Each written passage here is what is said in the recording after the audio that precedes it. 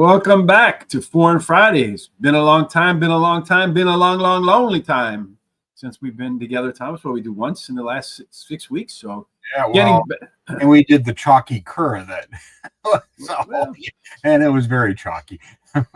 Well, I don't suspect things are going to be all that chalky at Goodwood, which is where we are right now. And it hasn't been the last 4 days. Well, we got some big fields in there, but mainly, we had the big race, the Sussex. We had a 125 to 1, 150 to 1 shot win that race. That's what we need, so we can change your moniker down there. 150. Well, it's interesting. They were talking about this horse as being a rabbit, and for another one that's in the race who actually turned out he was lame. He won, and then I looked at his pedigree in the past, and there's a half sister in there by the name of Blue Stockings, who won the Arc last year, and it seems that they need to get a little older and mature before they're from this mare, and then they seem to get good, and he may be just getting good at the right time. Yeah, well, everybody who put a buck on him and got back $1.50 says he got good at the right time for sure. Yeah, well, unfortunately, here in the Whirlpool, it only paid 75 to 1. So he only got $125 back because I had the horse. Not bad. Yeah. Well, looking at the track right now, it's important to note it's listed as good to soft, and soft. What's that? It's more soft. They got a lot of rain on Thursday.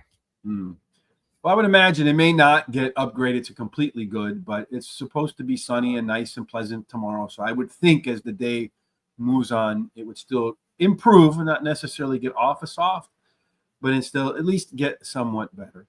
Yeah, what's always better are some free picks, guaranteed tip sheet. We have, I think, Charlestown tonight. Not quite sure what we'll make tomorrow, but I do know for sure tomorrow is the I can't remember the name right now. It's the Whitney. I was going to say Withers. Yeah. Whitney. It's yes. the biggest stakes race of the day, but there's a bunch of others at Saratoga. Yeah, that will have some impact on the Breeders' Cup, as on the races we're going to look at. And you can get those free picks at the link in the description below when our show is over, sometime between now and tomorrow morning. When the races go live, I'll post all of our commentary along with the show replay right here on horseracingtoday.net. While you're there, hit that HRT gear button. Also, in the description for on YouTube, there's a link to a tip jar. If you like what Thomas and I do or what Terry and I do, or you just want to be charitable, go ahead and hit up that tip jar. We would greatly, greatly appreciate that. Absolutely. First race we're going to do, Thomas, is we're going to do races 1, 2, 3, 4, and 5. That means hopefully I'm back in stride here and got the right race up. Last time out, I kind of up a bit. You had your own way of doing things. Yes. Hopefully I did it the right way this time. This one is the Coral Glorious Stakes. It's 1 mile, 4 furlongs on the main track. So 1 mile and 4 furlongs. Looks like they're going to start here, and then they're going to make their way around this bow tie of a race course, come through here and make it home. That turn, Thomas, what does that early turn, sharp turn mean? It's not as sharp as it looks on here. It's more great, but you're going uphill from the start, and it's kind of an awkward start too when they're in that chute, and then it'll flatten out a little, then it goes back up again, and then going home it's downhill. So it'll be flying with some momentum. Do post positions really matter, or does it really just matter where you are coming out of this turn down that long backstretch? First and foremost, get out of the gate cleanly. That's always helpful. But also, you'll find that usually it favors some of the insider posts a little more. First couple of days, they've been racing on the grandstand side a few times and then pulled over. Now, because they don't have that cutaway, they took out the rail there. The inside's, of course, playing nicer, but it also, they did get a lot of rain on Thursday. So Got to keep that in mind. I think there's any horse that likes a little juice in the ground is going to have a much better chance. All right. So who do you think in the Coral Glorious Stakes, which will begin at roughly 8:20 a.m. Eastern time? Who's going to come home the winner? I'll start with the favorite. That's number 1, Alessia. He's won, raced in Group Company. He won at Sandown beginning of the season. Last time he was out at Royal Ascot, he finished last. But the time was slow and he had issues in that race. He just needs a cleaner run, and soft is not an issue for him. Mm-hmm. 3, Arabian Crown will be next. Ran Newmarket, third Newmarket in a Group 2 last time out. And it was a small field before, so he was forwardly placed and took the lead and didn't finish. So maybe a little better efforts from that. I think he'll do okay. Distance is a little bit of a question mark for me. Mm-hmm. And finally, 4, Camelford. This is going to be my final choice. Nice winning effort at Beverly in a listed race. After its Royal Ascot run was terrible in a Group 2, but came back at the listed race at Beverly and did much better. This is a progressive type. I think this horse is getting better with time. And it does like a little juice in the ground. So I think that'll help. Well, something that's rare is Tom and I agreeing on just about everything, which I don't know. That's the Ghostbusters crossing streams. You might want to run something else. Yes, like Pink Floyd said, run like hell. But just a little bit different order. I'm going to start with Arabian Crown as my top choice there. This horse gets an angle that I'm becoming in love with called the finally healthy angle. If you look at the past performances, it's the first time the horse is going to make 2 starts in a row since last August, so almost a year. I think that finally healthy moniker means that this horse is going to live up to that Charles Appleby, William Buick connections. And then I got the favorite in there too, L-A-Z or A-C, I'm not sure. Last time out, the horse ran a faster 1.5 mile time by about 3 seconds than it did the previous time on the same track. So that's what I call substantial improvement. And then the 4 horse, I ended up in the same 3 horses, Tom, and I only did 3 because this is the shortest field we're looking at. This is the quintessential Tom horse. Gonna win? Yeah, probably not. But in the money, yeah, that's why I'm putting him in there. So 3-1-4 for me as well. Let's see what agreement or lack thereof we get from the predictor, Thomas. Bang. Pow.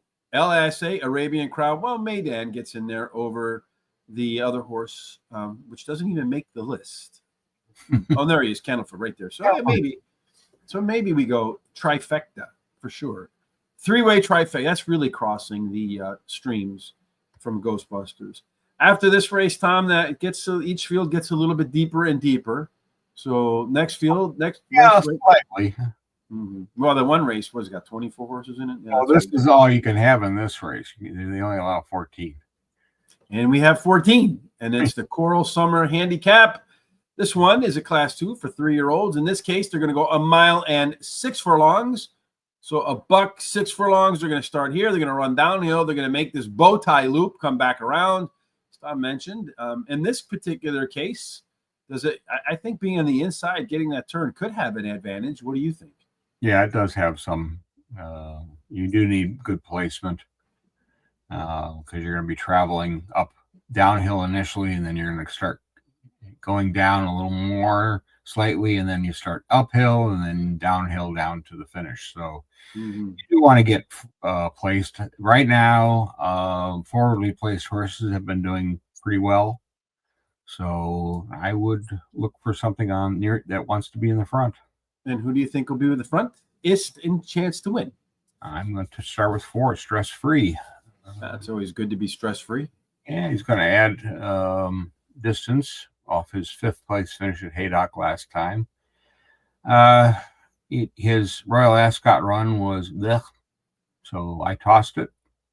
But he does want soft going. I mean, he seems to, he's won at it, and he seems to think, and they were saying, oh, the distance may be an issue. And I'm like, Ian, no, because he runs hurdle races and they're not short. I've never won less than 2 miles over there. So I would be very surprised if he can't handle the distance. Yeah, going to be a price? Absolutely. I'm going to go next with 9, Fiending Madness. Last effort was at Royal Ascot. It was going 20 furlongs. I finished 11th at 50 to 1. So, yeah, that's a pretty good price, right? He raced in the rear in that race. And then, yeah, he just needed better racing luck, really was the bottom line on that, in my opinion. So trip is very important for this horse. He's one on the soft going, but it was a long time ago. It was in a novice race. He draws favorably post inside. He needs a ground saving trip and a smart ride, and we'll see where he ends up. And finally, I'm going to take number 12, Dancing in Paris, as my final choice. I like to refer to him as a fairly honest horse, even though his last race at Newmarket was an 8th. Looked like he needed it, but he also was with the leaders early and then kind of backed out a little bit. That wasn't normally how the horse runs, so keep that in mind. Usually they come from more towards the back and let him put one run in, and this the post is appropriate. It's just a matter of placing him correctly. He has won twice already in 4 runs.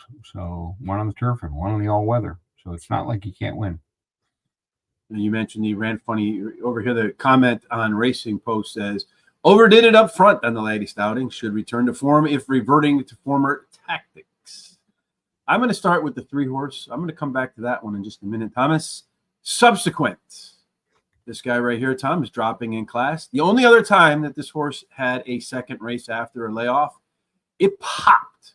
I'm big into horse racing cycles, so I'm looking for another pop at a distance. When he only ran it once before, he came home with the top prize. And then, as I mentioned, I'd be coming back to Dancing in Paris. And indeed, we both may be dancing in Paris, Thomas, if this one comes home first. Despite the comment here, the last race was not as bad as the finish looks on paper. It was 1 3/4 miles, but he ran it a lot faster than he did the prior 1 3/4 miles race. So if he reverts to tactics and has a little bit of juice at the end, maybe this one's even better. Number 8, French Duke. That one is maybe one of the favorites right there. This one ran at Goodwood once. He won that race. And it's another horse that in the second start after layoff has an opportunity to show more than it did in the first. I also think that James Doyle is a pretty good jockey. And then finally, I'm going to go with this one right here. This one might actually be the winner at the end. This is not a very expensive horse, but by the standards of the rest of those horses in the field, this is an expensive horse. And what did they do for the first time, Thomas? They put on Ryan Moore for the first time ever. I'm wondering if putting that top jockey on there is a tell that this horse might be finally ready to live up to its price tag. Let's see what the predictor thinks. Yes. Does he think it's going to live up to its price tag, or does the predictor have other thoughts in mind? Bang! Artistic Star, a horse definitely has other thoughts in mind. Yes. Well, Dancing in Paris shows up in there. I think that's about it. Holiday UU, none of our picks are in there, Thomas, except for Dancing in Paris. So, well, not the hell with the predictor. Yeah. All right, so maybe the predictor can get it right for the next race that we're going to work on. That is let me pop over here as my computer is being a little bit slow. That's going to be the Qatar Lillie Langtry Stakes. This one will go off at roughly 9:30 a.m. Eastern. Another one of these that's going to be 1 mile and 6 furlongs. They'll start there and make that loop around. As Tom mentioned, getting into that turn in proper position and forwardly placed could be the way to the winner's circle for the Lillie Langley Stakes at 9:30 a.m. Eastern, Thomas. So without much other fanfare, who finds their way into the winner's enclosure? Start with 2, Daniela, as my top choice. And second, in her last 2 starts of last season, and both those are on the heavy, soft to heavy going. First up, she generally has run well. It's an interesting placement by the Gosdens to put her in this race. That's why I'm thinking the odds and James Doyle, and yeah, why not, right? Mm-hmm. 6, Swearno is going to be my next choice. She's ran reasonable effort last time at Newmarket. Ran second, going 12. She hasn't won this season, but she's been improving each time. Each of her rides, she was behind the one that probably won't be with a favorite in this race, terms of endearment. But I think she's ready for another good, honest effort, and it's another Gosden horse. Finally, I'm going to take 8. Serenity Prayer is my final choice. It's only run 3 times, has a maiden win. Last effort in Group 3 was behind Whirl, and she won earlier this week. And well, she didn't win. She ran away from the field, would be more accurate, on the awful going. And that, I think, is very good. You know, his last run was at Royal Ascot. She had a wide trip, problems at the end, and they switched to the jockey you just mentioned. Yes, Ryan Moore. I think sometimes when their horses are ready to go and they move over to the top jocks, as they say in poker, that's a tell. I'm going to tell you that I think in this race, the 7-horse Terms of Endearment is the one to beat. That's what the odds makers say. They put $1.7 million down to buy this horse, Tom. This is one of those finely healthy horses, too. Makes the 3rd start in a row for the first time in years. So maybe they're going to get some of that money back. I'm going to go a little bit farther down the list there to Warda. It's my next selection. Warda crushed the competition in its last race. And according to Barry Meadows in his book, at least here in the United States, The Skeptical Handicapper, when horses win by more than a length and a half, I think it is, they come out and they win the next time in excess of 15%. That's what I call an alpha angle. And won 2 of its 3 races on turf. The only question for me is the footing. Number 3, Goody 2 Shoes. My next selection at 4-1 Thomas. That one, 2 for 2 at the distance. This guy's basically one of my favorite betting types, the all or nothing on grass. Did it 10 times, 6 wins in the 3rd in there. Generally speaking, on all or nothing, I prefer more than 4-1 odds, because if you get the nothing, that's not so good. And then Swearno. And she's also a classic. As she's getting older, she's getting better. And she's won a couple races in a row, and that's, has she peaked yet? That'll be the big question. Yeah, that's always the tough thing when you're handicapping, right? Is this last race? Because you're dealing with a 6-year-old mare. Mm-hmm. Are they more interested in being a mom than they are in racing? But she seems to be more interested in racing, and yes. And she's gone over the hurdles too. So, I mean, it's not distance is an issue. And then Swearno is one we both agree on. Making the 2nd start after layoff. It's the 3rd time making a 2nd upstart. That's a lot of numbers in a row without fumbling it. Thankfully, I got it right for a change. But in the prior 2 2nd ups, the horse did improve. So let's see if it can make it 3 for 3 in here. And the predictor says Swearno will, if Swearno do it better or not. Wow, looks like there's going to be 3 horses that are out on the lead there. Terms of Endearment, Goody 2 Shoes, Swearno, right in there. So all of my picks, Thomas, I think maybe I defaulted being a little lazy in the Lillie Langtry Stakes. And you watch the predictor first. I know it. I always watch the predictor first. Well, here, this is not true, but in this next race, let me tell you, with my picks, Thomas, the Coral Stewards Cup. This one has, like 24 horses, 26? Well, that's got a lot of horses, 28 horses. 28 horses. Yeah, that's a few. Yes, yeah, they're going 6 furlongs. Yeah, so they should be all bunched up. So 6 furlongs at Goodwood. They're going to start here, and they're just going to blast their way down to the finish line. I suppose they'll break off like the parting of the Red Sea. One group will go one way, one group will go the other way. What side of the track do you think will be the fastest, Thomas? I think the far side will be where you want to go, but I could even see 3 groups. I could see one going down the center, one taking that near side rail or the grandstand side, and then but I think the winner will come from the far side. The winner coming from the far side. Well, let's just say this. Guessing, but I'm gonna, why not, right? Before we get started, if I happen to hit the trifecta on this one, it's a mortgage payment. I'm just going to put it at that. Yeah, I think it will be. Yeah, because I don't see anything less than 4-1. I think would be a really big favorite in this race. Yeah, I agree. But if I do hit it right, like I said, I think it'll pay your mortgage for the month if I get the trifecta. If it doesn't, I don't know what would. Yeah, the exacta will at least make your car payment if we get that. All right, Thomas. Well, let's get to work. I'm paying somebody's bills. Who's going to win? I'm going to start with number 26. Jungle Drums is my top choice. Needed the last race at Subtle over the all-weather. First start of the year was in the winter. It was at Dubai, and he raced twice there, actually. And he won, he's won on the soft going in the past. He did an enlisted race at York. He's second up, and I like that angle, and I like the price. Yeah, another one, 50-1. I'll take that. Yeah. So number 16, Circe. My next choice. Won her last start as the favorite in Newmarket in a Class 3 handicap. She has other wins at the same level, going 6. She had a really messy race at Epsom on the soft going. Interesting jockey switch, as you can see. She is a speedster, got a lot of speed, so she will definitely be very forwardly placed, and she should be on the outside with that 23 draw. The next one is a name I'm going to mispronounce. It's number 7, Pure Sanger. I don't know. I never very good at these.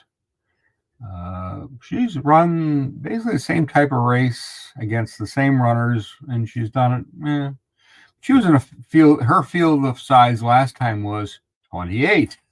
You know where that race was run at, Royal Ascot.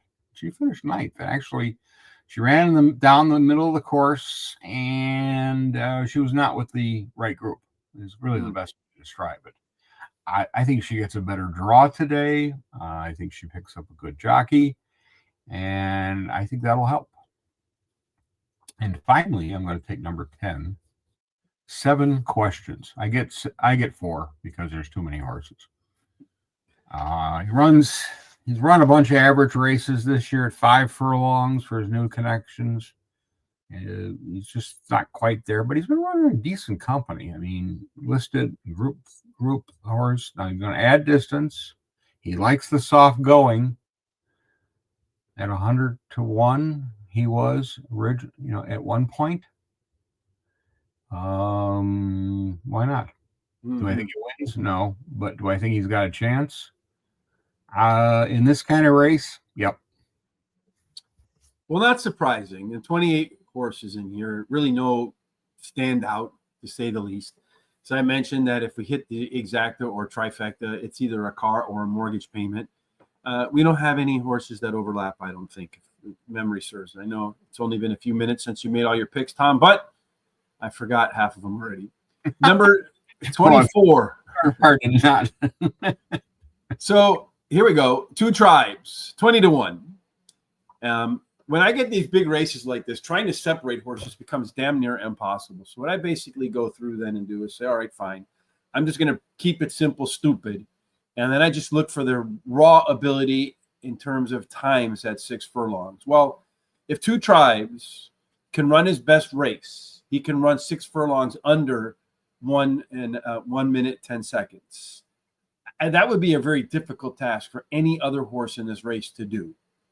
Number 5 is next on my list. That one is... My concern with him was that he raced last week and won at Ascot at going 7. Got to run them while they're hot, Tom. That's true. That is very true. I remember Charles saying once that a lot of times when trainers do that, usually what happens is and you might know this as a horse owner yourself, you might be able to corroborate this, but he says a lot of times horses that come back from races that are really fresh, they'll usually give them like a like a workout a week later, kind of like a warm down, if you will, or just to kind of keep them loose. So, but some horses come back and they're so full of energy, kicking and ready to go. Instead of doing the workout to kind of warm them down a bit, they just throw them right back out on the track because the horse wants to go. Yeah, well, that was Alan Jenkins back in the day, and he was considered the giant killer. Mm-hmm. So he obviously that strategy worked nice for him. Well, we'll see if it works nice for Two Tribes. He beat Secretariat. El Monge. That one's next on my list. This is the most consistent performer in the race with some of the best 6 furlong times. That guy ran at York last week too. So this theory is either going to blow up or it's either going to boom or bust right away one day. Well, he gets a penalty because of his race. That race. Yeah, it says your best race yet. So let's see if he's in form too. Another one that's kicking to get out of the stall. Number 9. Comanche Falls, you see here, won this race in 21 and 22, so he knows where the finish line is. Was 50-1 morning line, so some people think this guy's got a chance because he's down to 33-1, Thomas. But those are the 2 races that he won at Goodwood. He won them both, right? Right. And the last 2 races are signs of life, as Tom likes to say, because those 2 6 furlong times would be good enough to beat almost all of these horses almost all of the time. And then finally, number 22, that one is Run, Boy, Run. Sage advice for sure in a field of 28 horses. This one cuts back from 7 furlongs last time out. And going back to 6 furlongs helps because it's 6 furlong times put this bad boy near the top of the ticket as well. I'm really curious to see if we have any horses in the predictor. So 28 horses, 8 picks between Tom and I. Now, one of them line up. And let's see if we get 4 other picks from the predictor, which would be about half the field. Well, they look like they think it's going to be a competitive race. Get it? All right. We don't have that one. Corker, get it? We don't have that one. Twilight Jet, I don't recall that name. Anif, I don't recall that name. El Zahir, probably not either. So the only horse between Tom and I is Comanche Falls. So between the predictor, Thomas, and Rich, we got 8, 9, 10, 11, 12, 13 of the 28 horses. Again, you get this one right, folks, you're paying your mortgage for the month. No and then about it. Mm-hmm. Yeah, then you can hit the tip jar up for sure, even if Thomas and I didn't give you the picks and we got them from the predictor. Make sure you email or whatever us and tell us if you hit this thing. This is a head scratcher supreme. And it's probably going to go like right in order, the favorites, right? The first favorite, the second favorite, the third favorite. You pay like $88 or something. No, actually, I think it would still pay good because of the size of the field. Yeah, for sure. I mean, I don't see a 4-1, any horse going off at 4-1. I think the favorite would be 6-1, 7-1. 8-1 right here looks like the lowest odds. 8-1, no, 13-2, which is like 7-1. Yeah, Hammer the Hammer. Yeah, which didn't even show up with you or me or the predictor, so you can forget the Hammer. Be the favorite. Yeah, you probably should just single that one because I said forget about it. Anytime I speak ill of a horse, it almost always wins. It's the best handicapping angle on the planet. Final race for you and me this week, Thomas, at Goodwood. Before we get off to that, just a reminder, if you haven't done so already, you see all of our social sites scrolling down there below. Kindly hit the subscribe button wherever you're watching, but come on over to YouTube as well. Hit the subscribe button there. For whatever reason, YouTube is penalizing us lately. I don't know what we did wrong, but we must have done something to anger the YouTube algorithms. Hopefully we can correct that. But nonetheless, please hit the subscribe button. Follow along with what we do. On Monday, I'll be back with Terry for Ellis Park. Tuesday, we'll do Horseshoe Indianapolis. Probably Saratoga on Wednesday, maybe Del Mar on Thursday. And any idea what we'll do for Foreign Friday next Friday, Thomas? No. Surprises are always the best, no question. I'm kind of leaning to going down under. Where they run upside down. Well, spring's coming. Mm-hmm. So, a couple big races will be popping there pretty quickly. Yeah, that means otherwise, probably would return to the Curra. All right. There's 2 decent races at the Cur next weekend, and that always drives us crazy. Even though it was so chalky last time, we're going to be in trouble this time around. Well, that won't be a problem at Goodwood tomorrow. So we can afford a little chalkiness if we get Goodwood right. Last race, 7 furlongs. They're going to start here, and then they're going to make their way down, I suppose, around here and come home. Exactly. Does that mean it looks like you got plenty of time and space to get yourself well positioned coming into that turn? Do they go to this one out here, Tom, or do they come to the inside on that one? They go to that outside one. They go to the outside. All right. So I'd imagine you still probably want to be a little bit more outside than inside so you don't get squeezed coming out of that turn. Yeah, remember, you're going to go a little uphill to begin with and under the trees and whatever, and then you're heading down. So you do, as I said, their forwardly placed horses have been doing very well. So don't hesitate in picking something that's got some wheels. Yeah, well, sometimes I say, they're gonna fade badly, but they haven't been. I mean, most of them are at least hitting the board, or and again, some of these races, like the 28 horse field, will pay at least 4 places. So keep that in mind when you're looking at your wagering, because it's not just if you're going to play you're going to do each way bet or win place.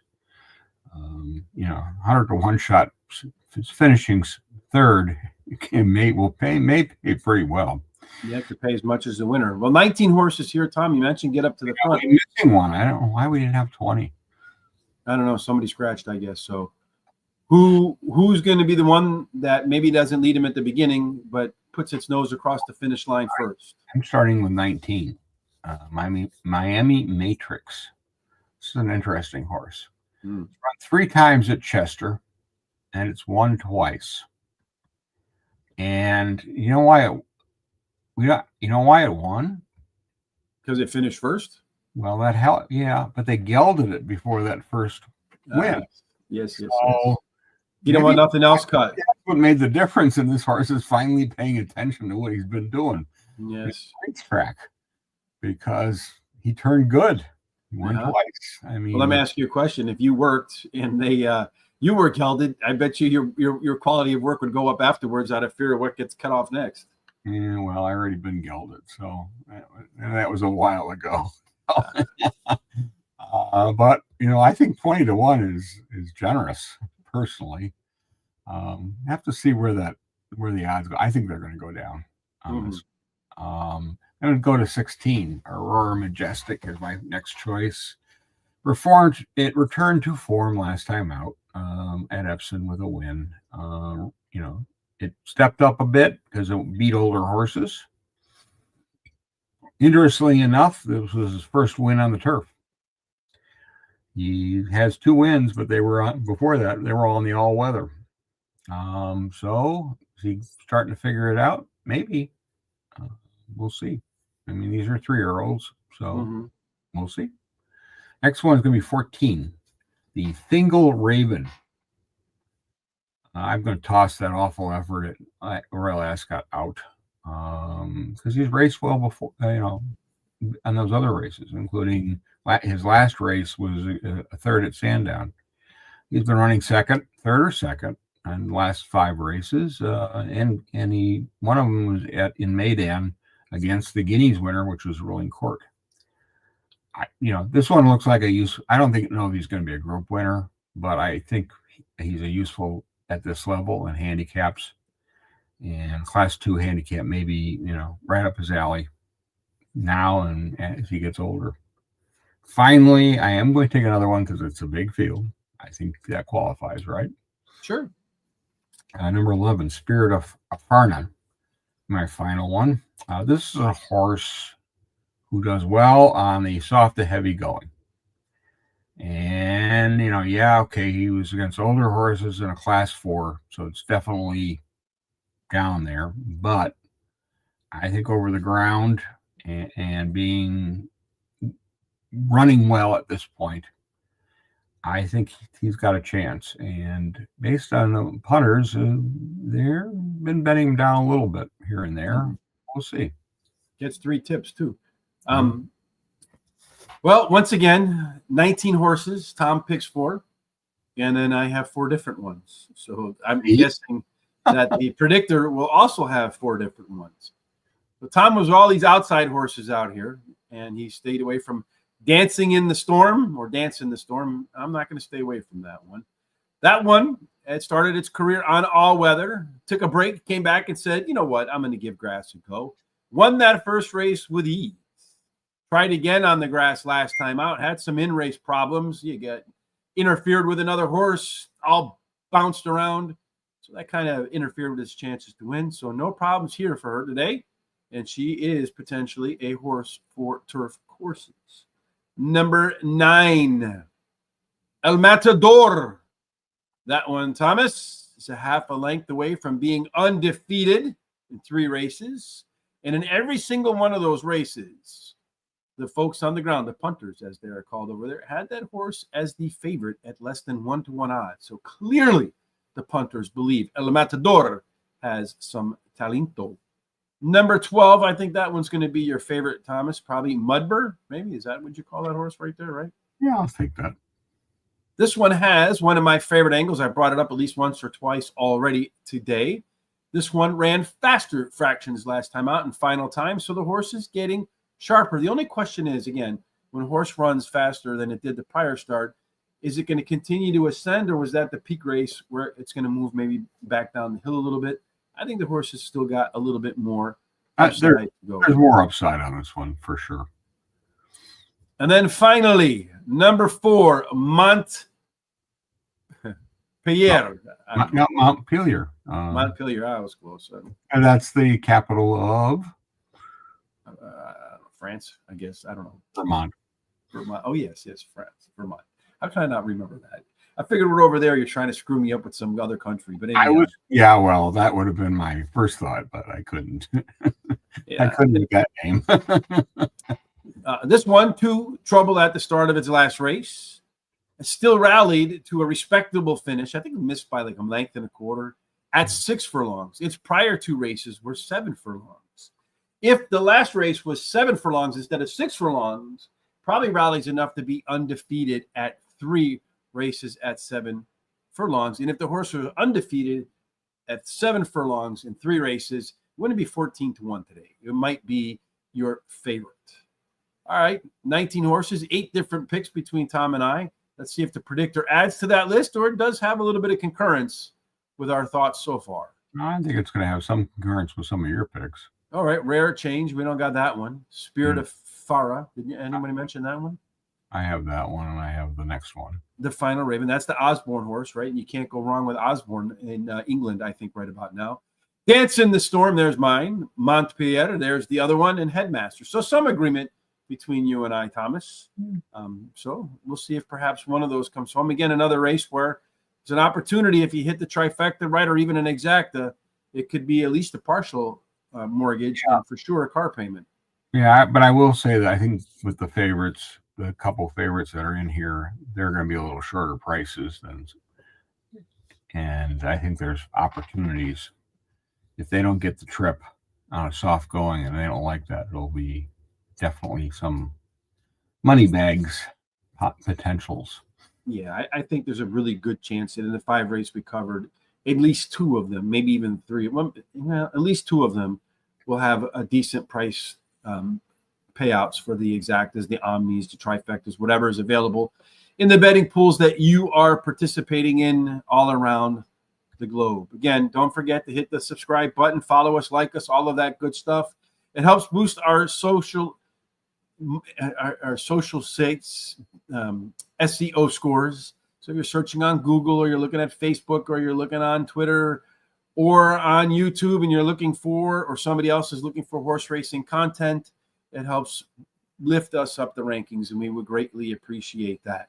All right, Tom, that wraps up the first 4 on Friday we've had in a bit. Hopefully we get some agreement, not necessarily with each other or with the predictor, but when the horses hit the finish line. Any final thoughts from you before we get out of here? Like one of my favorite lines to say is survive, especially the 28th horse field. Yeah, could be a very messy straight down the track type of rate. Yeah, I mean, you figure that, as I said, you figure that one out. I think you're quite a handicapper because, yeah, the Royal Ascot or some other places when I've got those fields, it's like, oh, where do I go? You know, first you got to get through all the horses when you're first pass on them, you know, and then hopefully you make enough cuts that you don't have 28 horses on the second cut. Or you can just make a random number generator in Excel and cross your fingers, which might be the absolute best way to go about handicapping some of these races. Yeah, and as I said, if you can figure that one out, please email us and tell us. GTSRichB@gmail.com, or you can DM me right there. You see it at HRT Rich on X. All right, folks, no matter what you're doing for the rest of this Foreign Friday, again, remember, free picks today. I think it's Charlestown, guaranteed tip sheet. There's a link in the description. There'll be free picks on Saturday, the running of the Whitney. Of course, we'll have all that handicapped over there as well. There's a link in the description. Please use that so they know where it is that you're coming from. No matter what you do until we get back together again, be it next Monday for Ellis or next Foreign Friday for we don't know where, but somewhere, we certainly hope that you have God's grace, God's favor, and that every single thing that you do, Thomas, ends up in the winner's enclosure. Indeed. Have a blessed weekend.